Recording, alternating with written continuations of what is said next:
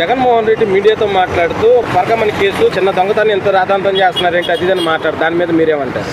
లక్షల కోట్లు దోచుకున్న వాడికి పరకమణి చిన్న కేసులాగే కనపడుద్దండి. ఆర్థిక నేరస్తుడు మాట్లాడాల్సిన మాటలే మాట్లాడుతున్నాడు. ఒక మాజీ ముఖ్యమంత్రిగా మాట్లాడాల్సిన మాటలు మాట్లాడలే. తప్పు జరిగితే మేము ఆ రోజు చేసాం, దండించాం, లేకపోతే శిక్ష వేసాం అని చెప్పడం మానేసి చిన్నదేగా పెద్దదేగా అని మాట్లాడుతున్నాడంటే ఆయన ఎంత ఆర్థిక నేరస్తుడు మనం అర్థం చేసుకోవాలి. అంటే ఇప్పుడు 9 నోట్లే కదా తీసుకున్నది, దాన్ని ఎంత రాద్ధాంతం చేస్తున్నారు ఏంటని మాట్లాడుతున్నాను. 9 నోట్లైనా 1 రూపాయైనా పావలా అయినా దేవుడు సొమ్ము దొంగతనం జరిగింది. రూపాయి దొంగతనం చేసినా దొంగతనమే, 10 రూపాయలు చేసినా 10 దొంగతనమే. దాన్ని ఎలా సమర్థిస్తాడు ఆయన? మేము డబ్బులు వాళ్ళ దగ్గర నుంచి 14 కోట్లు టీటీడీకి రాయిచ్చాము అది ఇదని మాట్లాడుతున్నాడు.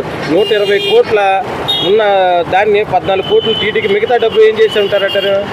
అడగలేదంటే అయ్యి తాడేపల్లి ప్యాలెస్కి వెళ్ళినాయా లేకపోతే బెంగళూరు ప్యాలెస్కి వెళ్ళినా అనేది జగన్మోహన్ రెడ్డి చెప్పాలి. దొంగతనం చేసినాడు ఎందుకు తెలియజేస్తారు?